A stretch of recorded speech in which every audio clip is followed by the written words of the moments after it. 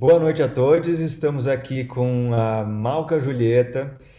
Estou eu, Demétrio e Lucas Bambosi, meu parceiro do AVX Lab, na primeira entrevista da série do AVX Lab 2021, a série pandêmica. Nessa edição, o festival está dividido em 4 eixos: o eixo performance, seminário, a exposição e o eixo que inicia hoje, que é o eixo das entrevistas. No eixo das entrevistas, para contextualizar um pouquinho, o que nós perseguimos é essa imagem que se mistura com a imagem da sociedade, as visões de mundo, as cosmogonias. É uma imagem que está em constante movimento e ela acontece num lugar de confronto, de conflito, de extremidade, que é a nossa compreensão do mundo interno e o externo, essa borda que nos divide. Estamos, então, buscando outras fronteiras de imagem em movimento, que é o que trata, em resumo, o audiovisual expandido. A Malca tive a oportunidade de reencontrar num projeto realizado pelo lançamento do Eletronicamente, um filme produzido pelo Paulo Beto, o Dácio Pinheiro e o Denis Giacobellis, que foi lançado, inclusive, na plataforma do AVX Lab, em parceria com o Festival Enedit. E desde então começamos a trocar ideia e ela me traz a sua percepção do corpo tecnológico. E essa ideia, essa conversa durou um tempo e me deixou muito intrigado para saber um pouco mais, e por isso que me interessou tanto trazer aqui para conversar junto com vocês. Uma DJ que toca em festas de techno como Mamba Negra e Sangramuta, mas que também toca com orquestra sinfônica, bandas indie, treina cantores de ópera, faz trilhas, dá oficinas de beats na periferia, produz rappers, criou a primeira gravadora focada em pessoas trans do país e faz remixes para artistas como Céu, Letrux e Marina Lima. Malca Julieta, ou simplesmente Malca, é essa multiartista que há 20 anos passeia por muitos estilos musicais. Começou na música aos 13 anos, tocando na banda punk Smelly Cat. Depois, tocou em bandas indie como a Starfish Sing.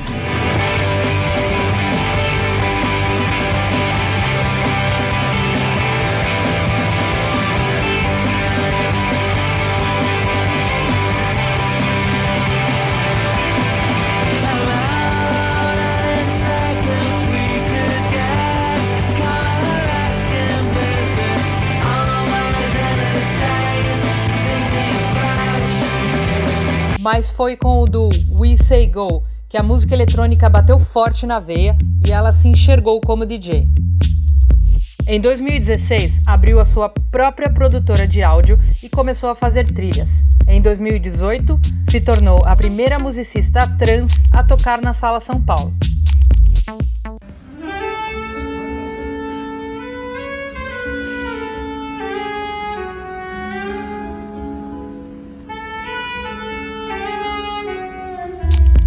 Ainda em 2018, lançou a gravadora Trava Business, primeira da história focada em artistas trans, em que produziu nomes como Panca Pauli, Alice Guel, Verônica Valentino, Marina Mateus, Nath Mat e Albert Magno. De repente, finalmente chegou a hora das pessoas olharem para a arte trans e pensarem na nossa existência de fato. Em 2019, trabalhou em mais de 50 músicas e foi indicada como melhor produtora musical no WME Awards. Mixou, masterizou e produziu faixas do álbum A Grandiosa Imersão em Busca do Novo Mundo, do Rap Plus Size, com participações de Djonga, Kamal e Mulamba. No momento, trabalha em remixes para Céu, Luísa e os Alquimistas, entre muitos outros. Malca, é esse o Brasil que a gente quer. Obrigado.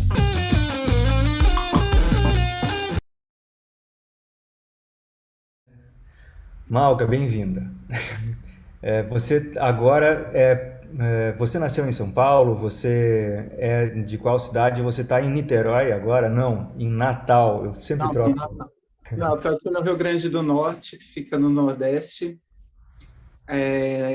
Natal, e estou aqui fazendo uns trabalhos. E eu sou de São Paulo, originalmente da Grande São Paulo, né? Sou da região do ABCD, nascido em São Caetano do Sul. E é isso. Basicamente, é uma pessoa tô aí direto em todos os cantos do Brasil e fora dele também. Sou uma pessoa de todos os lugares ao mesmo tempo. Obrigado por ter aceitado o nosso convite de participar do projeto da VX Lab. Eu que E que a agradeço. gente trata a gente vai tratar do tema do corpo tecnológico.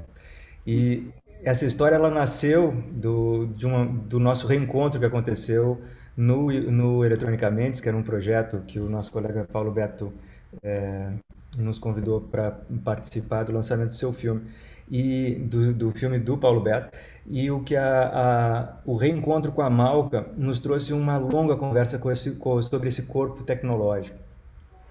E então, Malca, conta um pouquinho pra gente como é que veio esse termo na tua cabeça e o que ele representa para você. É, é importante a gente, antes de começar essa conversa, entender que ser transvestigênero não é algo novo, né? Assim como várias outras culturas diferentes da normativa que a gente vive agora,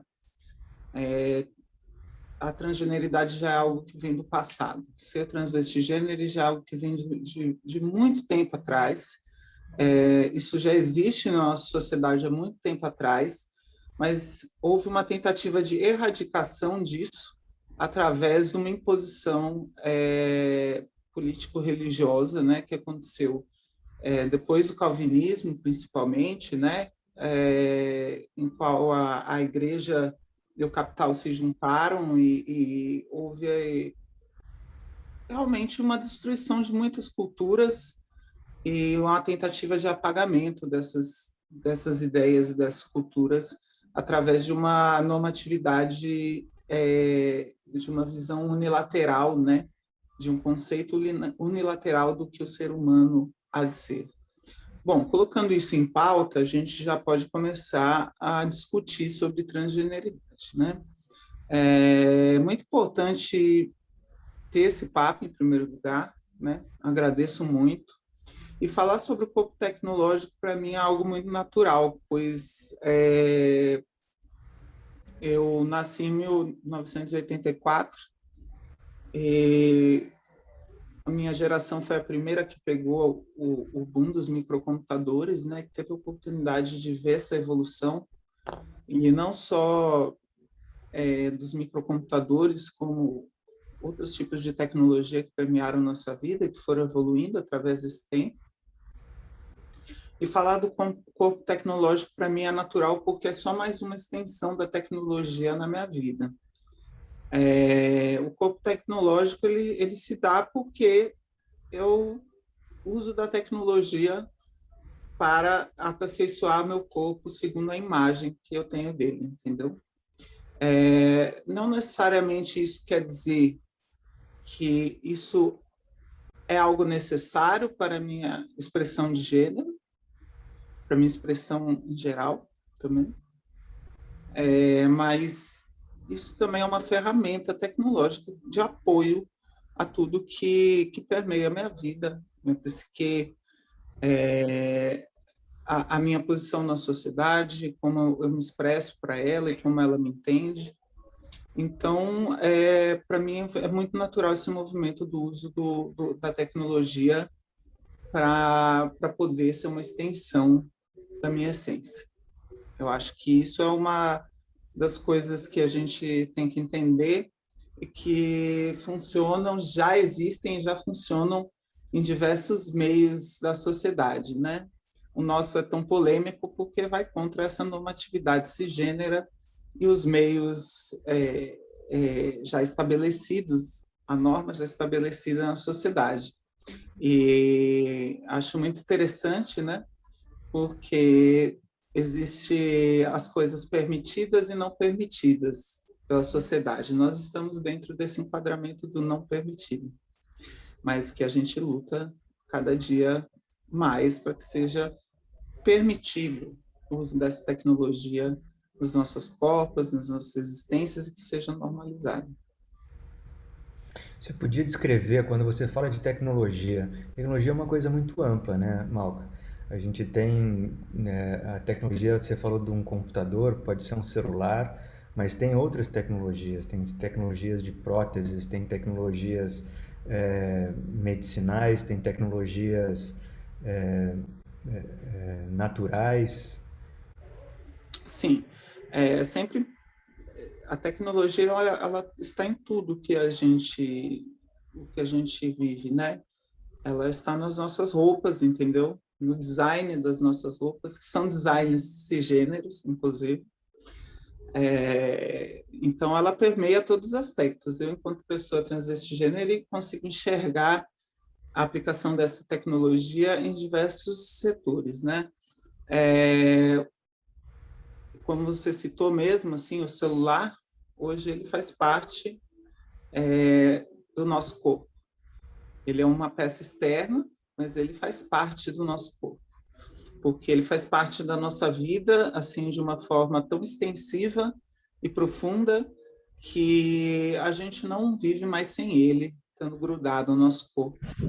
Então, se você tem algo que você precisa o dia inteiro para que funcione, e esse é o caso de boa parte da população mundial, né? Não vamos esquecer que muita gente não tem acesso a essa tecnologia, mas no que se diz refletido a norma imposta, ele já faz parte integral do nosso corpo, sim, da nossa psique, sim. Tudo que você faz pensando no celular. Se você vai acordar, você coloca para despertar o seu celular de manhã. Se você acordou, você vai ver os e-mails que chegaram do seu trabalho, ou seja, notícias, ou o que for, no seu celular. Você vai ouvir, mesmo que você não utilize para o seu trabalho, você vai ligar uma música, você vai assistir um filme, um vídeo, muitas vezes é pelo celular. Os antigos meios, inclusive, se tornam cada dia mais raros. A maior parte das pessoas ouve música, e eu falo disso porque eu trabalho na área, então posso dizer com um pouco de propriedade que hoje a música, a maior parte é consumida nos dispositivos móveis, né? Tanto que a gente costuma brincar, às vezes, que temos 2 milhões de reais em equipamento de áudio para masterizar e ser ouvido num aparelho que custa 50 e que tem uma caixinha que não representa todas as frequências que a gente trabalhou dentro do estúdio. Então, hoje, se você vai trabalhar com música e você não vai fazer uma masterização, uma mixagem pensando no celular, você está fazendo errado, porque é onde as pessoas estão ouvindo mais, e muitas vezes sem fone de ouvido, sem nada, somente com as caixinhas que estão lá dentro do aparelho. E tudo isso se tornou naturalmente uma extensão nossa, e a gente não questiona isso. Quer dizer, algumas pessoas questionam, mas, em geral, é tido como tão natural o uso do celular hoje em dia, que a maior parte das pessoas não encaram isso como algo a ser debatido, ao contrário do corpo transvestigênero, que está aí sendo debatido a todo momento. E aí que eu digo para você que a tecnologia corporal às vezes é permitida e não é permitida. É claro que a gente está falando aqui de um objeto, né, que se a gente obviamente, se a gente perder, a gente não vai perder a vida, mas tem gente que, se perder o celular, quase que encara como se estivesse perdendo a vida, porque tem, às vezes, muitas coisas importantes do nosso dia a dia lá. Tudo que perpassa a nossa vida, às vezes, acontece lá e muitas vezes está armazenado. Se você perder ele, você perde uma parte da sua vida, das suas memórias, porque também existe isso, né? A gente vem usado cada vez menos a memória nossa, porque a gente utiliza a memória de um aparelho externo, né? de um adjacente. Então, é muito interessante como a gente abre espaço para a nossa cabeça colocar outras coisas. Você sabe o número do telefone de alguém da cor hoje em dia? Você sei que na nossa idade a gente já teve que decorar o número de telefone de alguém. Então, esse espaço alocado da memória que a gente usava para isso, a gente está contando com um adjacente do nosso corpo, que é o celular, para guardar essa informação. Então, é um negócio muito interessante de como que essa ferramenta ela está dentro de nós, mesmo que inconscientemente. Quando eu falo de tecnologias permitidas e não permitidas, eu acho interessante a gente falar de algumas coisas. Se eu te contar uma história triste sobre uma criança que está que nasceu com um problema com um problema assim, desde que nasceu de visão, problemas genéticos, né? doenças genéticas, geralmente isso causa uma grande comoção, e a manipulação genética do corpo tecnológico vem a ser permitida pela sociedade através de um viés de determinadas histórias. Então, por exemplo, hoje a gente já vê operações sendo feitas em visões de pessoas, assim, principalmente numa idade mais nova, que você pode alterar, né, a genética, né? Você pode alterar o DNA, que foi uma tecnologia que surgiu nos últimos tempos, né, que é o CRISPR. É uma maneira de você... O que eles fazem, basicamente? Eles pegam a parte do código do seu DNA que veio escrita de uma forma que vai gerar aquela doença para você e substituem por um pedacinho de código, vamos dizer assim, correto. Porque essa coisa, eu não gosto de usar esse termo, né? Eles usam sempre, mas não sei muito bem o que é correto e o que não é correto, né? Mas você vai lá e substitui, e você, a partir desse momento, tem um corpo tecnológico, porque você injetou uma bactéria que carrega uma informação de correção de DNA e que vai solucionar esse problema. Bom, nesse caso, essas tecnologias são permitidas, entendeu? A prótese numa mulher cisgênera é permitida. No homem cisgênero que faz academia, é permitida. Mas no corpo transvestigênero ele não é. Porque isso pauta várias questões. Questões de moralidade, questões de ética, questões de espiritualidade, né? E, geralmente, quando a gente entra nesse último item, que é a espiritualidade, né, pouco se abre para o debate para o que saia da norma da espiritualidade. E é importante dizer, né, que a gente vive num mundo amplo e que as pessoas têm o direito, sim, de viver suas vidas e de procurar, né, uma vida melhor para cada uma delas. E a gente tem que começar a discutir as coisas num âmbito que não vá tanto para a espacialidade das coisas, né? que fique indefinido. É óbvio que a gente tem que respeitar todos os discursos, todas as ideias, mas, por exemplo, falando do mesmo caso, né, da tecnologia CRISPR, a gente vê a questão de induzir geneticamente, por exemplo, mosquitos a não se reproduzirem mais dentro de determinadas regiões. Muita gente do mundo ocidental é contra isso, né? Existem várias instituições, né? Assim, obviamente, tentando um discurso de proteção do meio ambiente e tudo mais, o que é o discurso válido, mas eu acho muito complicado. A gente precisa sempre entender as questões de cada povo e de cada pessoa, porque, por exemplo, existe um movimento forte impedindo isso entrar em regiões africanas que tem um problema sério, do continente africano, que tem um problema sério com malária. Então, assim, é muito fácil alguém do Ocidente dizer isso depois que o Ocidente jogou inseticida em tudo que tinha, matou essas espécies também, e erradicou a malária dentro dos seus lugares, mas quando se trata de um outro lugar, querem criar moratórias e embargos, caso utilizem dessa tecnologia para poder melhorar suas vidas e segurar esse surto de malária. Isso é uma questão muito complicada. É um debate assim, ético, moral, muito extenso e que a gente precisa, enquanto sociedade, conversar sobre isso, né? Porque eu vejo que, assim,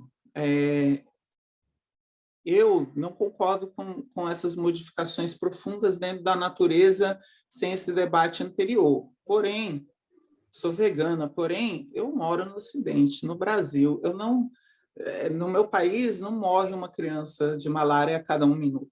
Então, para mim, às vezes é um pouco fácil de falar alguma coisa sobre o que eu não sei, o que é a vida daquelas pessoas. O mesmo acontece quando a cisgeneridade tenta se intrometer um pouco na questão da transgeneridade, né?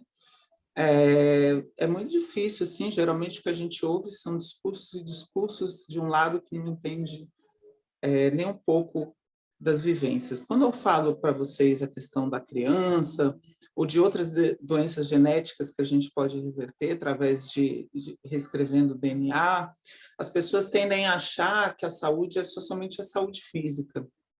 E a gente tem que lembrar, e todo dia tem que lutar, né, que essa é uma luta mais recente, que, né, depois da história da loucura do Michel Foucault, a gente veio a atentar cada vez mais para a saúde mental também.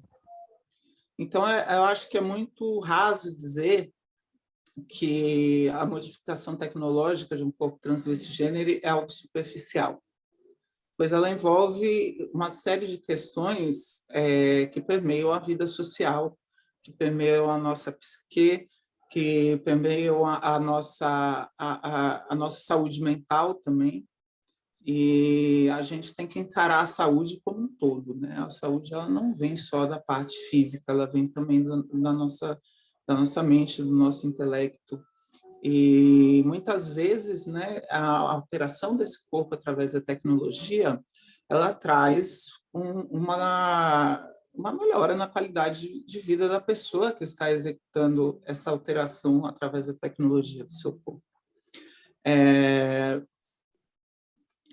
O grande negócio, assim, enquanto pessoa transvestigênero, nós nos vemos hoje, né, o debate da nossa comunidade é amplo entre nós mesmas, e muitas de nós enxergamos nós como cientistas do próprio corpo, né, porque é algo que não tem material escrito. Se for depender da vontade da hegemonia cisgênera, a gente não vai ter respostas. Então, é um tipo de hackeamento biológico, né, que eles chamam de biohacker hoje, porque antes da gente ter certeza sobre os usos de hormônios e próteses, muitas de nós vieram a falecer por tentativas e erros, né? Então, antes de saber o que funcionava, essas pessoas tiveram que experimentar nos próprios corpos. E, com frequência, a gente vê as pessoas tentando decidir o que devemos ou não experimentar para os nossos corpos, mas provavelmente as pessoas se esquecem de que se a pessoa experimentou no próprio corpo dela naquela época, aquilo era uma necessidade tão grande que ela precisou fazer isso. Então, por isso, por muito tempo, as pessoas tentam patologizar a nossa existência para, dentro desse discurso de patologização, tirar o nosso poder de decisão sobre os nossos próprios corpos. Eu mesma, assim, eu penso que o próprio hormônio é um tipo de hackeamento que me permite chegar a resultados do meu corpo que custam muito mais baratos do que uma cirurgia, entendeu? Então, é uma coisa que as tecnologias vão se desenvolvendo e a gente vai chegando a processos que conseguimos minimizar, né, assim, as nossas mazelas e ampliar as nossas vontades, né? Malca, você está colocando, então, dentro de uma perspectiva que é experimental, é quase que laboratorial também. Olha, porque, assim, hoje, boa parte das modificações corporais transvestigêneres, né, elas já foram estudadas, né? Existe, por exemplo, a dosagem de hormônio, o tempo, tudo isso já foi estudado e é amplamente, né, hoje, inclusive, utilizado como os médicos, né, já têm assim uma via de como fazer isso, né?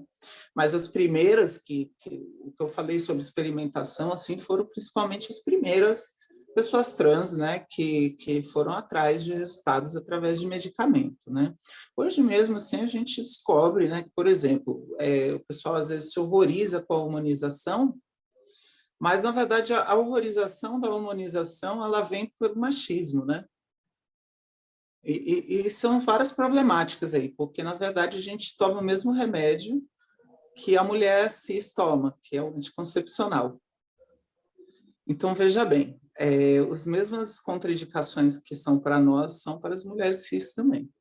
Tudo que pode afetar o nosso corpo são as mesmas contraindicações das mulheres cis, mas até pela sociedade nos enxergar enquanto homens, para elas é um absurdo flagelar o corpo masculino com um remédio que pode trazer consequências graves para o seu corpo, porque dentro da ideia da sociedade nós somos corpos masculinos, apesar de não sermos, mas infelizmente essa é a visão que a sociedade tem. Então, quando você simplesmente se abstém de exercer o seu papel de acordo com a normatividade e a cisgeneridade, vem o questionamento, porque como que você, que é lida pela sociedade como um homem cis, abdica de todo o seu privilégio, entendeu? Dentro do sistema patriarcal e reprodutivo, e você simplesmente joga isso para cima e você vai usar remédios que podem fazer mal para o seu organismo. A questão já passou do tempo da humanização feminina em geral ser tratada com mais seriedade para que essas adversidades, né, esses efeitos colaterais não ocorram no corpo da mulher cis também. E quando não ocorrer no corpo da mulher cis, não ocorrerá no nosso também. Então fica aqui a reflexão de qual que é esse debate. Esse é um debate, na verdade, da sociedade, um debate com viés machista. Eu acho incrível na sua fala que você sempre busca uma perspectiva histórica, uma referência histórica de onde nós estamos, de onde isso veio, né? Ao ter citado o calvinismo, o Foucault, e essa perspectiva de experiência sobre o próprio corpo, ela não deixa de fazer conexão com uma ideia muito generalizada de prótese ou de extensão que está ligada ao cibernético, à cibernética, né? Que nos remete a um pensamento assim de ciência, de inserções no sistema nervoso, sistemas eletromecânicos. Mas a sua perspectiva ela parece apontar mais para num lado, talvez inadvertidamente, porque eu estou forçando um pouco essa conexão com o livro do McLuhan, de 64, Os Meios de Comunicação como Extensão, né? Do homem, até uma coisa questionável, do homem vem esse termo, né? Mas, menos com isso e mais com a ideia de extensão como prolongamento afetivo, e a sua fala parece que, por ser não binária, ela vai num pensamento mais fluido, e o corpo e a prótese se encontram num sentido biológico mais possível, menos conflituoso entre a máquina e o corpo, como se fosse sempre uma dicotomia, né? Sim, eu não acho que seja uma dicotomia a máquina e o corpo, eu acho que é uma extensão natural, porque, olha, antes de eu transicionar, eu sempre busquei entender mais sobre o corpo e até onde ele poderia ir. Antes disso, fiz modificações corporais de outras maneiras, com implantes na pele, enfim, né, com técnicas de body piercer, enfim, várias técnicas as quais eu passei pelo meu corpo na tentativa de entender o que eu queria que acontecesse com ele. Porque, assim, obviamente que é aquela história, assim, eu falo, hoje eu não tenho prótese, eu não tenho uma prótese, eu vou ter um dia, se eu tiver a possibilidade, né? Estou trabalhando para isso e vou ter. Por quê? Isso não necessariamente quer dizer, né, naquele discurso antigo, que eu não me sinto pertencente ao meu corpo. Na verdade, esse discurso é um discurso até muito antigo, né? Porque eu não odeio o meu corpo, não me sinto mal com ele, né? Na verdade, eu me sinto mal pela sociedade que ele habita, né? Do jeito que ela é. E essa é a primeira coisa. Assim. A segunda é que eu acho que é aquela coisa, vou colocar da forma mais simples. Demétrio, eu uso óculos também. Se você souber de uma técnica de você reescrever o seu DNA para que amanhã você não precise mais usar óculos, você vai usar o óculos? Ou você iria atrás disso ou não iria, sabendo que é completamente seguro, que assim 99,9% dos casos de intervenção dão certo, que você vai passar o resto da vida bem, você sabe que tem aquele tantinho de risco assim menor que pode acontecer, mas se você pensar que você nunca mais vai usar óculos na sua vida, você faria igual a maior parte dessas cirurgias que tem por aí? Mas vamos reescrever o DNA é mais certeiro, porque você, né, vai colocar dentro do seu organismo e ele vai reagir, né, dentro disso. Me diga. Se eu usaria. Eu já pesquisei bastante sobre isso aí. Eu realmente, eu fico muito, como é que eu vou dizer? Vou tentar soltar um pouquinho. Eu não sei se eu usaria. Mas eu digo por que a minha dúvida? É porque o óculos ele também me resolve, não é uma coisa muito complicada, mas quem está produzindo essa tecnologia, né? E acho que você traz uma coisa, até o Milton Santos traz essa frase que me acompanha bastante, que todo produto, todo produto traz a ideologia do seu criador. Então, Sim. o que eu vou estar pagando? Para quem eu vou estar pagando? Qual é a relação onde é que eu me envolvo quando eu faço isso aí? O que isso vai causar no meu organismo? E será que isso é o ponto? Mas isso é porque eu não deveria estar sendo entrevistado, Malca. Quem deveria estar sendo Eu entrevistado é falo isso você. porque assim, o que eu vejo muito é que, por exemplo, a tecnologia, a pessoa que já opera da visão hoje já tem um corpo tecnológico. E a maior parte das pessoas que têm esse acesso e isso é possível, elas estão fazendo isso. E isso é visto completamente como normal. Tá? Isso aumenta a qualidade de vida delas em algum aspecto, seja no aspecto psicológico ou no aspecto do dia a dia, porque ela não quer ficar usando óculos, carregando óculos. Muita gente se importa com isso. Muitas vezes a pessoa não gosta que foi zoada de 4 olhos, entendeu? O resto da vida, tem um trauma com isso. Hoje, o que você vê, né, dentro da praxe da sociedade, é que se é possível operar e você tem um meio, as pessoas estão indo atrás dessa alternativa, né? Então, assim, eu me pergunto qual a diferença de uma pessoa ir operar o olho dela para enxergar melhor e a diferença de uma travesti colocar uma prótese mamária, né? Porque no final do dia são coisas que a gente faz para se sentir melhor, para poder viver melhor de alguma forma, para ter mais saúde, para poder viver numa sociedade que impõe uma série de coisas, né? Inclusive como a gente deve ser. Então, assim, fica sempre aquela pergunta que eu deixo, quando que a gente vai parar de tratar as mesmas questões de formas diferentes, né? Porque eu também, assim, eu vou te dizer, eu uso óculos e não penso em fazer nenhuma operação para recuperar minha visão, mas eu penso em fazer uma prótese mamária. Para mim, faz mais sentido isso do que eu ter que não usar óculos. Eu até gosto de usar óculos, assim, acho que faz parte do meu visual, muitas partes das vezes, não me incomoda também. Não iria fazer, porque toda operação é sim um risco, né? E tem riscos que você está disposta a correr ou não está disposta a correr. Então, assim, eu entendo que a gente tem que começar a permitir que as pessoas se expressem da maneira que elas querem se expressar, né?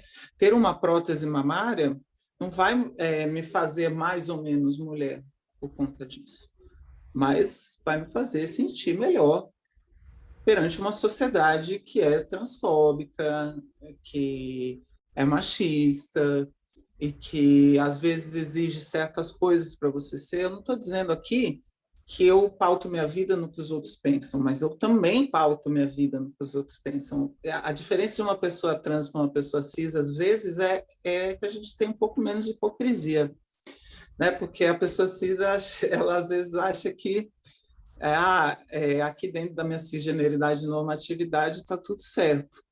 Aqui a gente entende assim, diretamente a relação desse encontro social do que as pessoas pensam e do que a gente é. Porque a gente vive isso todos os dias, através do preconceito, da não aceitação, da segregação.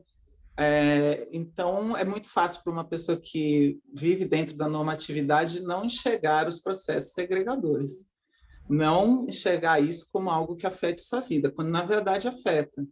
Quando uma pessoa cis geralmente conversa com uma pessoa trans e começa a pegar uma amizade, isso é uma coisa muito incrível, assim, porque durante os anos eu fui percebendo que as pessoas cis que vão se aproximando de nós vão percebendo o quanto de normatividade suas próprias vidas estão cercadas. Porque a nossa presença tem um efeito. Eu costumo dizer que quando uma travesti entra num ambiente de trabalho, no escritório, o viado fica mais viado, entendeu? A sapatão fica mais sapatão, e até a pessoa, o heterossexual, tem uma liberdade corporal maior dentro desse lugar. E começa a se questionar, sim, se ela pode, por que eu não posso também me permitir a certas coisas, né? Porque tudo isso está ditado dentro de costumes que nem sempre assim, a gente está de acordo, né? Não é possível aqui que vocês concordem com tudo que foi colocado quanto gênero masculino, entendeu? Para vocês viverem, se expressarem e quebrar essas normatividades é um papel essencial para um futuro de equidade de gênero também. Eu acredito muito, assim, obviamente que a gente ainda tem uma luta muito grande feminista para lutar, tem muito a seguir, mas é importante assim dizer que eu acredito que, em última instância, bem depois de eu morrer, a luta final é pela abolição de gênero, né? Para que a gente tenha uma equidade real de gênero. Porque, dentro do meu entendimento, assim, a cisgeneridade é compulsória, né? Isso é uma coisa muito doida. Assim. É compulsória porque é muito louco isso, né? Dizem que ideologia de gênero é o que a gente faz. Não, a gente prega liberdade de gênero. Ideologia é quando você vai para a escola e você aprende que você tem que ser assim, assim, assado, igual com a cisgeneridade. Isso é uma ideologia. Né? É algo que prega que você precisa, tendo nascido com órgão genital masculino, que você precisa ser desse jeito. Ser órgão genital feminino é desse jeito. Então, tudo isso é uma coisa que tem a cartilha, né? A cartilha hétero, né? A cartilha cis está aí. Ela existe na escola, essa ideologia é imposta. O que a gente prega é uma liberdade de escolha. E liberdade nunca vai vir em forma de ideologia, tá? A liberdade é a liberdade por si só, para que você possa construir o seu próprio caminho com o seu corpo, inclusive colocando tecnologias nele. E assim como eu utilizo já de tecnologia, né, para moldar o meu corpo através da hormonização, utilizarei através da prótese, e se tiver uma tecnologia cibernética que faça jus com algo que eu acredite, também, porque, né, geralmente o que as pessoas têm em mente, né, Lucas, que você pontuou bem, é que elas enxergam um corpo tecnológico sempre com aquela impressão da ficção científica, né? A gente já está chegando muito, muito próxima do Neuromancer, sabe? Daqui a pouco, em alguns anos, a gente vai ter realmente toda aquela história dos implantes cibernéticos dentro de nós para melhorar a memória. Inclusive, isso está sendo debatido extensivamente, né, na ONU e nos governos, de utilização, né, de regras, né, complementos, porque descobriu-se que a tecnologia de modificação genética é algo que qualquer um pode ter em casa, no seu quarto. Olha só que coisa louca, né? Não é um tipo de ciência que precisa de laboratório muito grande, né? E isso assusta, né? Assusta o capitalismo também, porque quando você fala que você pode manipular a genética para melhorar a sua saúde do seu quarto de casa, você começa a entender por que que eles se alarmam tanto? Porque, na verdade, assim, hoje, quando você vai fazer uma prótese, por exemplo, você vai pagar caríssimo. É um preço do capital em cima disso. Hoje você tem curas você já tem já soluções, né, para pessoas com problemas assim genéticos gravíssimos, né, de mobilidade, de coordenação motora, que podem ser resolvidos, mas as empresas farmacêuticas que gastam apenas poucos milhares de dólares para desenvolver isso acabam cobrando, assim, pelo medicamento, assim, você toma uma injeção, você vai pagar, sei lá, $300 mil, em alguns casos passa de $1 milhão. Então, assim, a gente tem que entender também que muito de todo esse tabu, né, do corpo tecnológico, de tudo que ele representa, ele vem também com perigo representado pelo capital, né? No caso dos corpos transvestigêneros, é porque a gente sai totalmente da equação reprodutiva do capitalismo.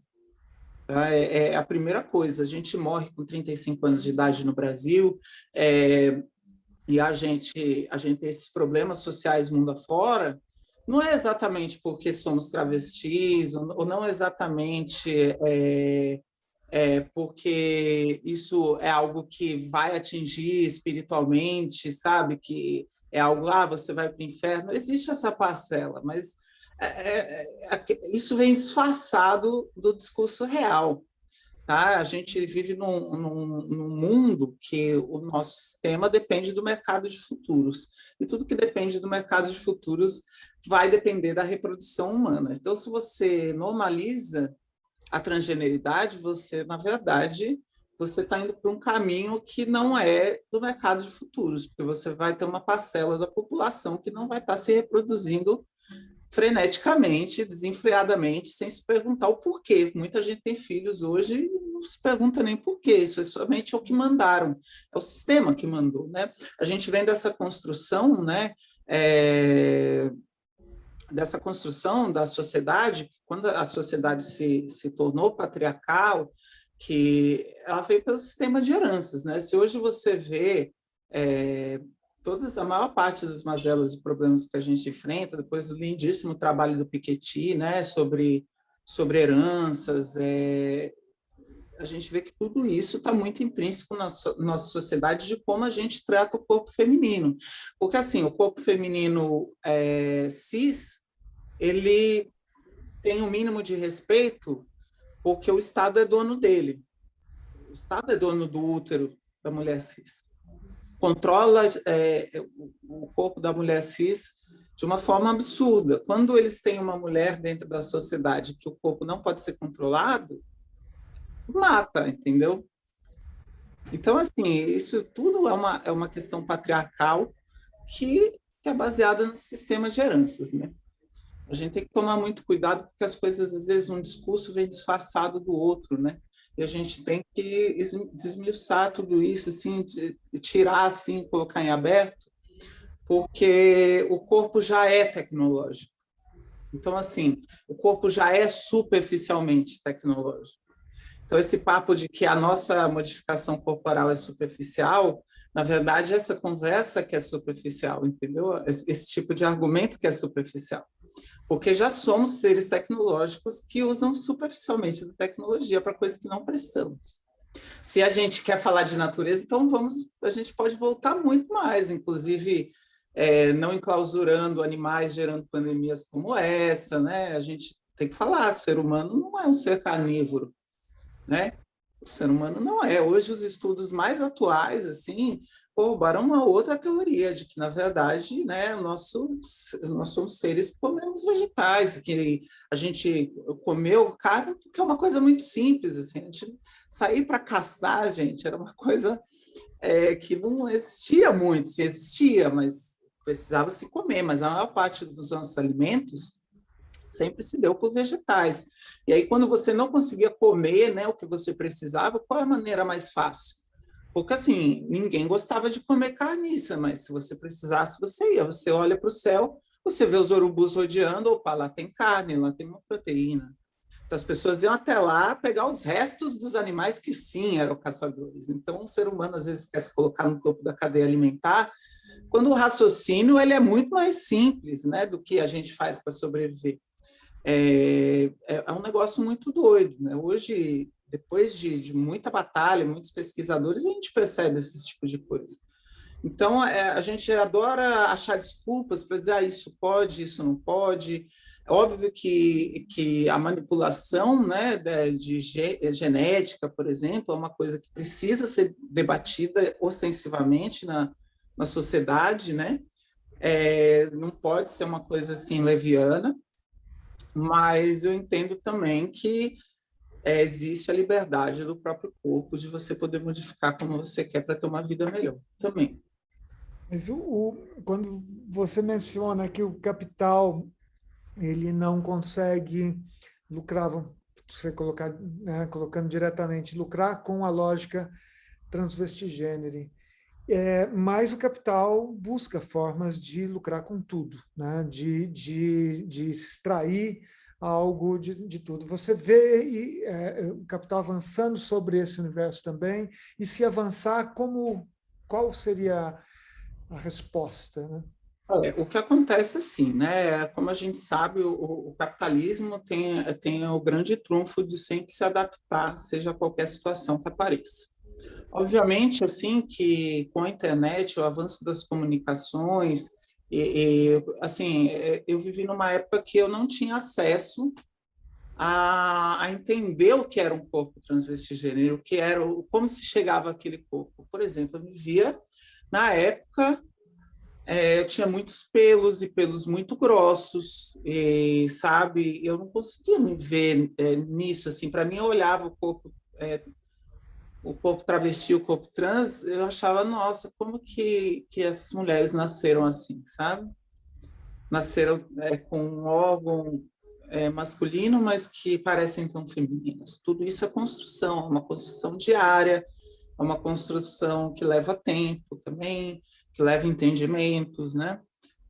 Que vai desde as coisas mais simples, como gestos, até coisas mais complexas, como a utilização de medicamentos e intervenções cirúrgicas, né?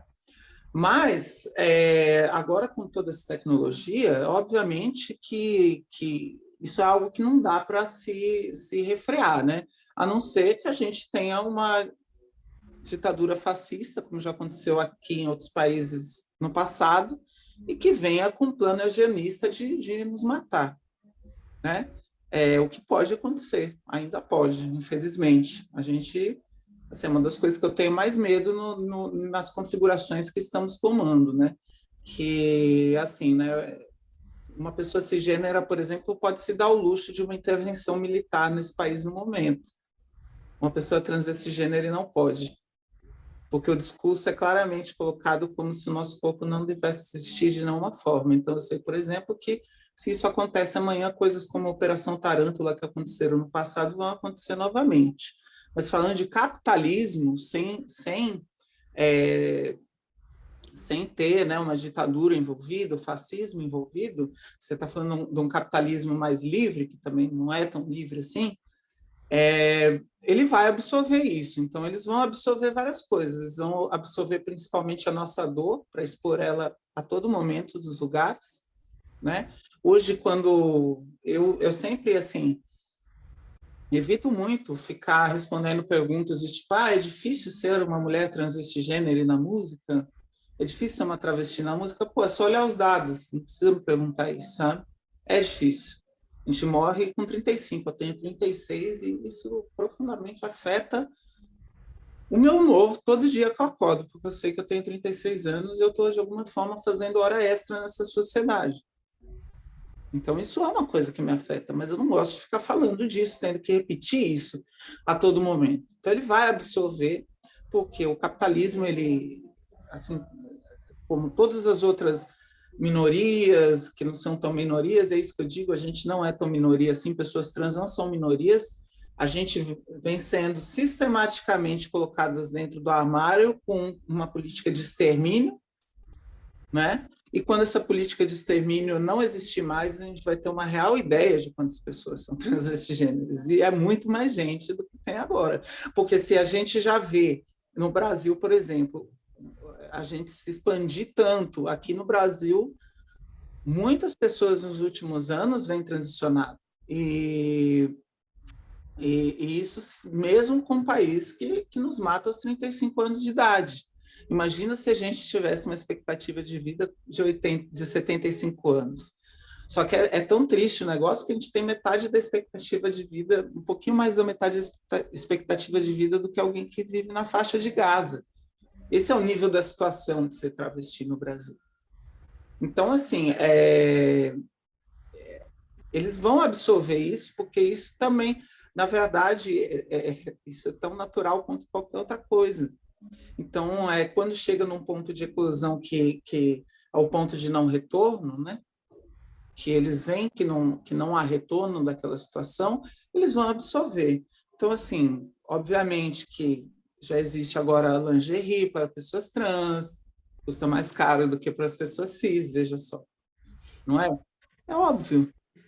Vão usar disso de uma forma capital, é igual comida vegana. No papel ela é muito mais barata, mas se ela vem embalada e industrializada, ela vem num preço maior do que a comida que vem de origem animal, que tem um custo absurdamente mais caro.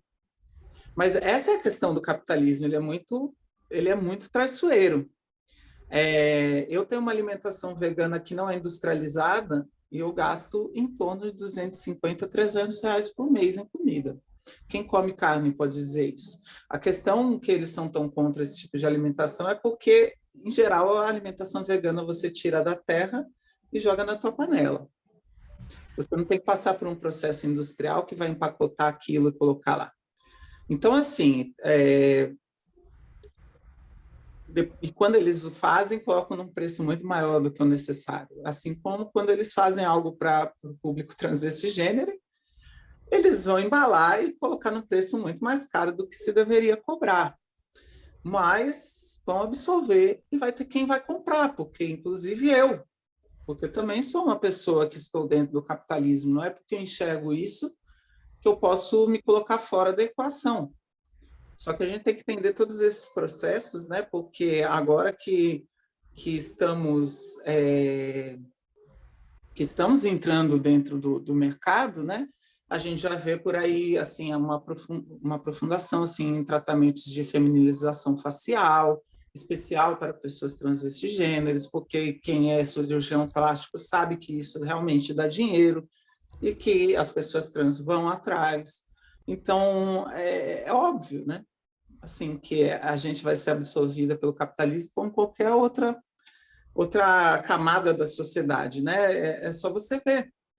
Até pouco tempo atrás não tinha shampoos para cabelos pretos, né? Não tinha cosméticos para pessoas pretas, e assim como não tem, assim, como não tinha para a gente.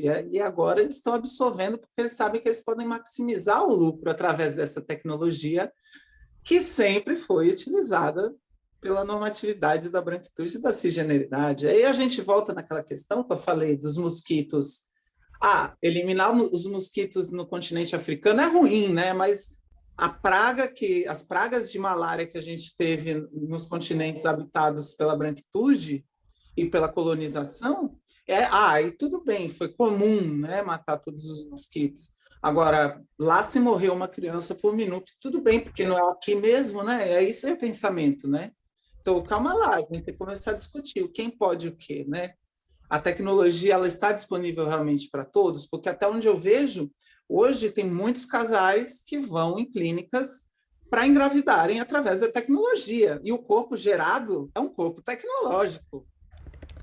Então, se é dentro de uma história da normatividade e da cisgeneridade, tudo é permitido, entendeu? Se é dentro de uma história capitalista que vai gerar mais lucro para o futuro, então é melhor ainda, ninguém vai questionar, e a gente começa a ver que esses limites que antes existiam, eles vão sendo colocados cada vez mais para frente quando é dentro de um sistema normativo. Enquanto do outro, não. Do outro, a gente tem que manter como se fosse uma caixa de Pandora que se abrir vai acabar o mundo. E não vai. Não vai. Porque uma coisa interessante, por exemplo, obviamente, né, que a maior parte dos casais que vêm nesse tipo de seleção, que hoje a gente vê por aí, tem seleção de características, né, do seu bebê. É um corpo tecnológico esse. entendeu? Já nasceu tecnológico. E as pessoas pensam só de olhos verdes, azuis, né? Mas olha só, os escandinavos que têm olhos azuis têm uma procura por olhos castanhos. Isso é um negócio muito doido, né? Só que assim, é uma coisa que a gente tem que tomar cuidado, porque isso pode vir num viés que se aproxima muito assim dessa seleção toda que a gente faz, pode se aproximar muito das ideias que a gente já viu o nazismo reproduzir. Por isso que esse debate precisa ser público mesmo, assim, precisa entender, né, os porquês de cada um e quais são as barreiras que a gente vai ter dentro dessas modificações, né? Malca, a gente já conheceu mais aprofundadamente o teu lado trans, o teu lado vegano, é, várias das tuas ideias, mas o seu lado artista. Me conta esse corpo tecnológico, como é que são essas ligações com os, como fala, com os sintetizadores. Sim, isso tem tudo a ver, na verdade. É uma coisa, é por isso que eu falo que eu não vejo uma coisa separada da outra quando se fala em tecnologia na extensão do meu corpo e da minha vida, porque enquanto musicista, eu enxergo o instrumento musical como uma extensão do meu corpo, e eu acho que qualquer musicista vai dizer o mesmo para você. Porque ele é uma extensão da sua expressão interna, através de um equipamento tecnológico externo. E quando a gente fala em tecnologia, um violino Stradivarius é completamente tecnológico, de uma tecnologia de uma outra era. Mas ele é um instrumento tecnológico, e ele é uma extensão do nosso corpo, assim como o carro. O carro é um negócio doido, né? A gente está lá com a mão no volante, ele é uma extensão das nossas mãos e das nossas pernas. E ele faz parte, mesmo que temporariamente, do nosso corpo. Talvez a primeira forma que a gente tem inventado, assim, né, de transformar o nosso corpo numa máquina. Eu enxergo muito esse processo com os instrumentos musicais como um processo tecnológico também. O uso dessas tecnologias, sejam elas com a minha viola, que é um instrumento já criado há muitos e muitos anos, como com sintetizador, que é agora. E eu digo mais, assim, venho estudado maneiras para que esses instrumentos se tornem mais parte do meu corpo e se tornem mais tecnológicos, através do meu movimento, através de MIDI controllers que eu estou muito interessado em estudar Arduino, né, que é uma tecnologia de programação para você criar seus próprios MIDI controllers. Isso quer dizer que eu posso transformar o meu corpo inteiro ou qualquer movimento que eu tenho em um movimento que vai gerar som através de um instrumento musical, e isso me interessa muito, porque tudo que envolve o meu corpo e tecnologia me interessa. E a expressão artística também vem daí. Então, eu tenho feito pesquisas para no futuro poder, por exemplo, mexer com luzes misturadas com síntese e o meu movimento corporal.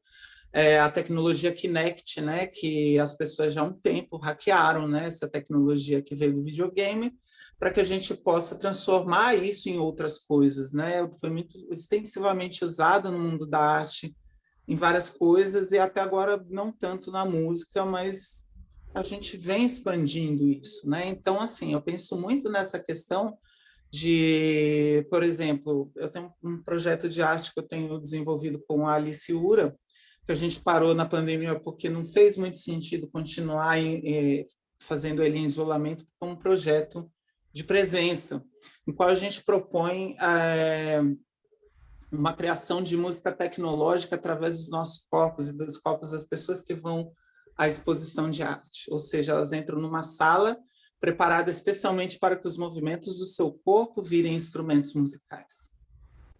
Então, com isso, você deixa de gerar música através de uma interface estranha, muitas vezes, para as pessoas, que é o instrumento musical. Quando você começa a gerar melodias e música através do seu movimento corporal, o que o instrumento já faz, mas de uma forma mais...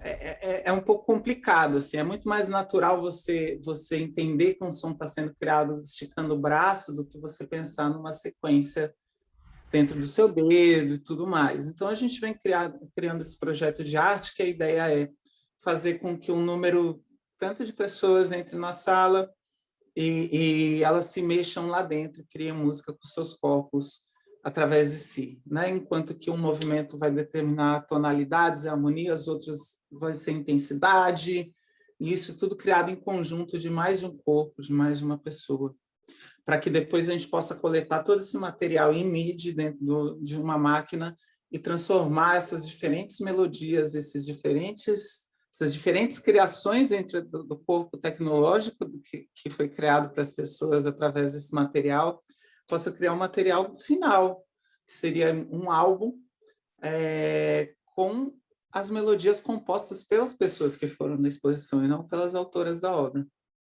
Então, assim, a ideia do corpo tecnológico, ela se estende para a arte, ela se estende para a música também, né?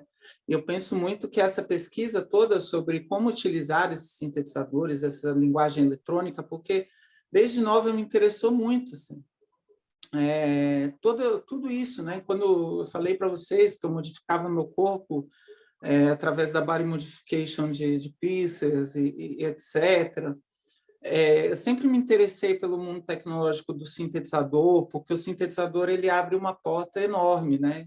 Bem diferente de um instrumento orgânico, que assim, tem muitas possibilidades também, infinitas, vamos dizer assim, mas de questão sonora, a tecnologia permite que você manipule frequências e crie sons novos. Então, eu tocando o mesmo sintetizador que você, Demétrio, não vou gerar o mesmo som com ele, porque a construção que eu uso desse sintetizador ele tem mais a ver com o meu corpo e com o seu corpo quando você tocar do que com o próprio instrumento em si. O sintetizador abre um espaço para você criar camadas e isso vem muito da parte criativa, da parte interna. Então, por si, assim, o sintetizador, a tecnologia aplicada nesses instrumentos é uma extensão dos nossos corpos, porque ele vem das nossas vontades também. A gente estava falando de Paulo Beto, por exemplo. Paulo Beto, a gente tem alguns sintetizadores parecidos. Se colocar na mão do Paulo Beto, na minha mão vai ser diferente o som que a gente vai gerar. E isso acontece com o instrumento orgânico? Acontece, mas a gente ainda tem uma certa similaridade quando a gente, principalmente para quem é leigo de música, entendeu? Vai ouvir uma guitarra na mão de uma pessoa e de outra, tocando a mesma música, pode ser que soe igual, mesmo que não seja. A gente sabe que essa expressão ela está em todos os tipos de instrumento, mas o sintetizador me agrada muito porque ele aprofunda isso de uma maneira muito mais visível, né, ao externo.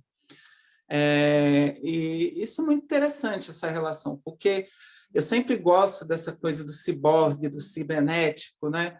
Quando, assim, eu li o Neuromancer mais nova, assim, e aquilo tipo, estourou minha cabeça, assim. Então, sempre me interessou muito essa coisa, né, de conectar o meu corpo a interfaces, né, de poder ter uma extensão dos meus pensamentos e de poder, na velocidade do meu pensamento, transmitir coisas que eu quero. A música vem muito disso, né, porque vem de um lugar até melhor do que esse que a gente tem agora, que é o das palavras. A palavra muitas vezes nos limita. Enquanto que a música, ela tem assim, se você falar de música instrumental, que é boa parte do que eu desenvolvo na minha carreira, me interessa muito porque a gente não tem a barreira da língua. A gente estava falando aí você outro dia sobre a questão da linguagem não binária, né? Estamos todos assim, a gente precisa mudar isso, estudar isso, né? A gente precisa entender, porque a linguagem ela é uma barreira, e não só ela é uma barreira, como ela é uma tecnologia de opressão também, falando em tecnologia. E ela é construída da maneira que é construída, porque é isso, quando você começa a pensar em falar sobre corpos não binários e sobre linguagem não binária, você começa a entender que toda língua ela é colocada de uma forma falocêntrica, né? O português tem muito disso, patriarcal, falocêntrica, e, assim, por mais que torçam o nariz, a gente vai mudar, porque cada vez mais vão ter pessoas trans e cada vez mais vão ter pessoas que entendem a necessidade dessa mudança de linguagem. Obviamente que ela não vai acontecer do dia para a noite, né? Todas as mudanças de linguagem, elas demoraram muito tempo para acontecer, Essa vai acontecer mais rápido do que as anteriores, né? Porque hoje a gente tem tecnologia, a gente tem mais informação, a capacidade de ter mais informação, mas assim vai demorar um pouco. Mas não adianta, pode torcer o nariz, entendeu? Mas não vai deixar de existir. Não vamos dar um passo para trás. Porque tem uma coisa muito louca sobre ideias. Depois que elas são colocadas no mundo, não tem como você colocá-las de volta dentro de uma caixa, né? E isso que é o que me interessa muito, assim, é desenvolver novas ideias de como utilizar a linguagem, de como utilizar os instrumentos. O meu corpo é tecnológico em toda a sua extensão. Então, assim, é óbvio que eu me preocupo com o uso do celular, eu me preocupo da segurança das próteses, da humanização, tenho que ter esse olhar, mas eu tenho que ter um olhar também de me permitir ser uma pessoa, um corpo de vanguarda dentro da sociedade. E eu me permito ser um corpo de vanguarda, um corpo de experimentação, porque evolução é isso, né? A gente precisa ir para frente, a gente precisa ver novas perspectivas, ter novas visões sobre o que é ser humano, e eu vim nesse mundo para isso, para propor novas visões e novas linguagens e novas conversas e novos debates, novas maneiras de tocar os instrumentos, novas maneiras de utilizar meu corpo para tocar esses instrumentos. Então, é uma questão somente de querer ser pioneira mesmo em certas coisas que as pessoas têm medo. E realmente, assim, se eu não entendesse o medo das pessoas, eu teria muito mais raiva do que elas acham sobre o meu corpo, sobre o que eu sou. Mas também dentro de uma posição de uma pessoa inovadora dentro da sociedade, eu entendo que isso é um choque cultural que tem que ser provocado e que vai acontecer porque eu sou insistente, sou uma pessoa com intelecto também, assim como a maior parte das pessoas transvestigêneres. Aprendi nos últimos anos que a vanguarda da filosofia está em corpos transvestigêneres, seja por Érica Malunguinho, Érica Hilton, ou tantas outras pessoas, Indianara Siqueira, tá? Que acontecem de estar na política, mas que também temos outros corpos que são assim, a gente tem apreciado, a gente tem tanta gente que não dá, sabe? É uma coisa assim, a filosofia que parte dos corpos transvestigêneres, ela não nos cabe somente aos nossos corpos, porque quando a gente filosofa sobre os nossos corpos, a gente filosofa sobre a sociedade toda, porque essa opressão ela é tão grande que ela é um reflexo da nossa sociedade, de como a gente habita essa sociedade. Então, não tem como a nossa filosofia ser somente para nós.